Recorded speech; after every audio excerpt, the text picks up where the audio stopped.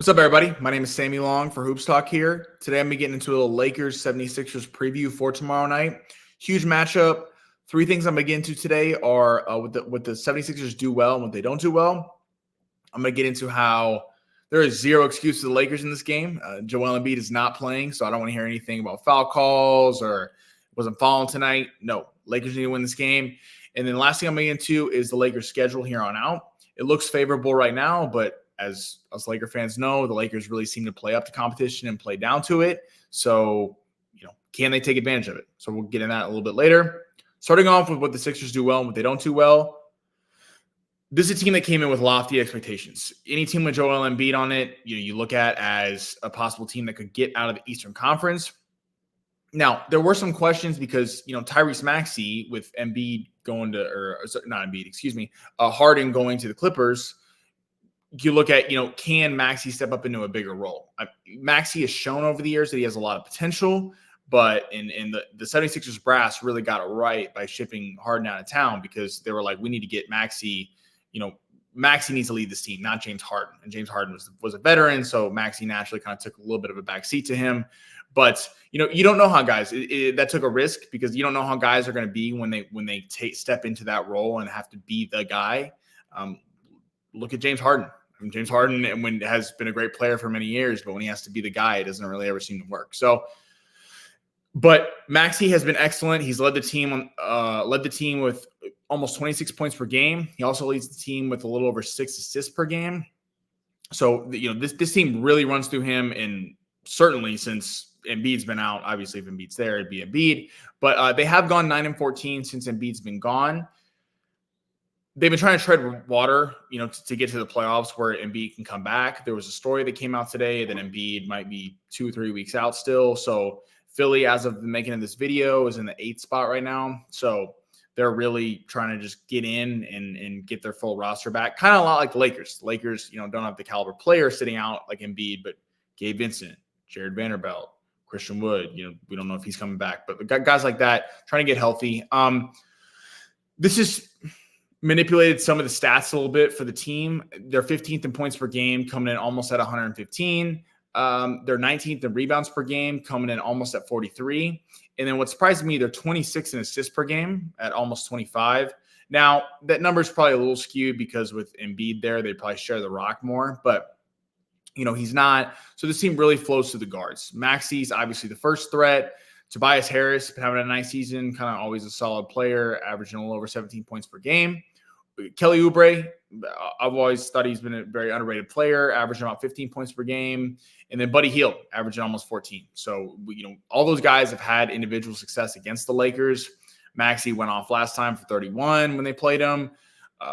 Tobias Harris, when he played with the Clippers, a lot of matchups with him. And then Buddy Hield, he was brought up in so many trade rumors around the Lakers, almost nauseating at this point that he's not playing in a Laker uniform, but he's had some big nights against the Lakers. So this is a team that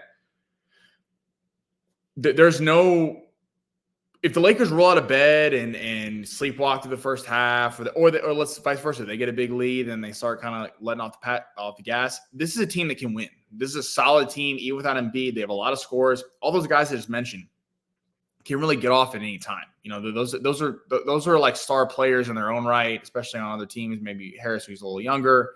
But, this is not a team to take lightly, and the Lakers really need to bring the energy like they did against Atlanta Monday night. That was the kind of game that you look at from the Lakers and go, yes, this is what we've been waiting to see. High energy, guys hitting shots, passing the ball around. I mean, it was a great performance.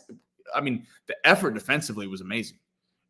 I know obviously they were a little shorthanded, but that's the, defense is run with effort. And that's something that I think that hopefully carries in, especially off 3 days rest. There is no excuse for the Lakers to be not bringing it in defensively. As I mentioned, no Embiid, no excuse. Last game against Philly was an atrocity. It was the worst loss of LeBron's career, 44 points. Embiid had a triple-double in the third quarter, which is just unheard of. The Sixers made 22 threes, the Lakers 7. That's the kind of game that, when that game happened the next day, national media, local LA radio, everyone's talking about is, this is the kind of game that you lose a locker room. it's one thing to lose to a very good team on the road, but it's another to get absolutely thrashed in just run out of the gym and embarrassed. That game put a lot of guys on the trade block. I mean, people were questioning D'Lo, Reeves, the whole team outside of LeBron, Anthony Davis was basically on the trade block after that game.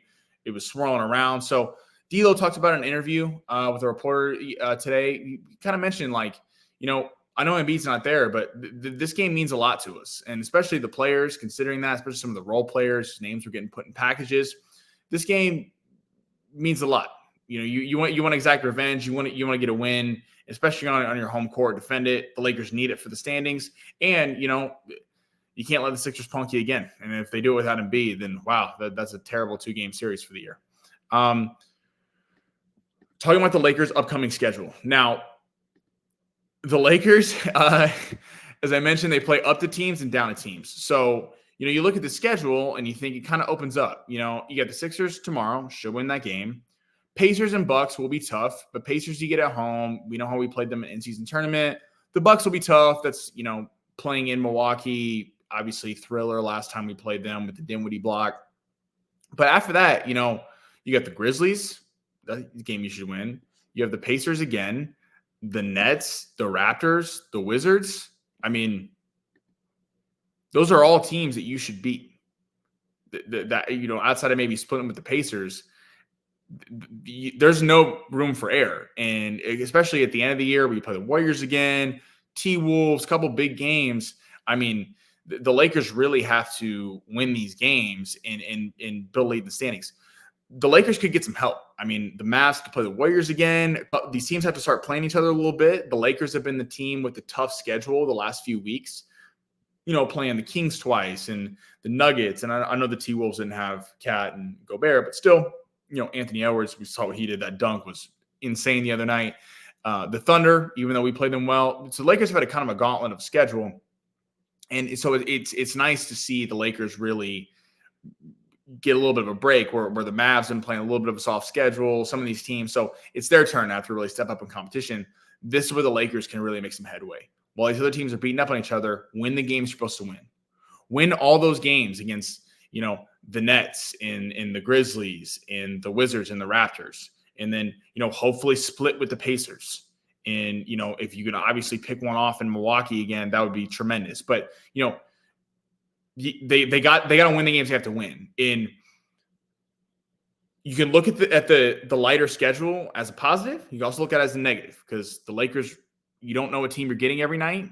And the Lakers do seem to get up for big games, and they play down to bad teams, and they let them hang around. I mean, look, we can't really count the Wizards out because a month ago or 3 weeks ago, whenever that game was, they should have lost that game. The Lakers should have lost that game, but they pulled it out at the end. Went to overtime. Jordan Poole had 34 points, something crazy like that.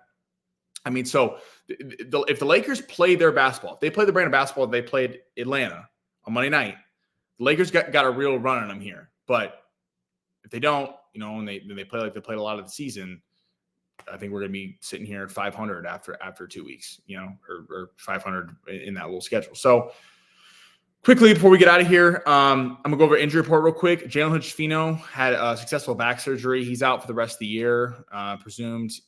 Disappointing rookie season for him. He's got a lot of talent. It sucks, because Jaquez got picked behind him, and a couple guys really behind him have blossomed on really good teams. But, hopefully he started performing in the G League a little bit when they sent him down. He's got immense talent. You can see it, but the confidence wasn't there. You saw a lot of the LeBron and AD and guys were posting his G League stuff on their Instagrams. I think trying to really hype him up a little bit because he does have the talent to be a good player.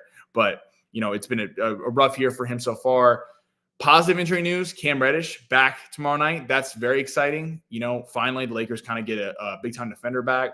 Obviously Vincent hasn't been there the whole year, and Vando has been out for a while now. But Reddish can play defense, and we know he's limited offensively, but that's a guy that if Maxi's getting off and Reeves can't guard him and D'Lo can't guard him, put Reddish on him, and make life difficult on Maxi and just not let him get whatever he wants.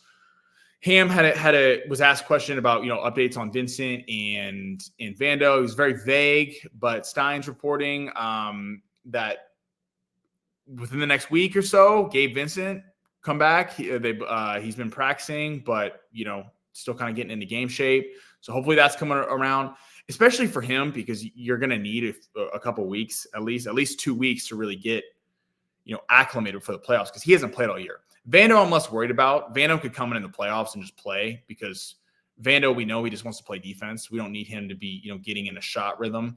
Vando just come and play defense. And he played most of the year before he got hurt. So, big game tomorrow night. Excited for it. Please like and subscribe to the channel. And we'll see Al on the post game tomorrow night. And thank you guys. Go Lakers.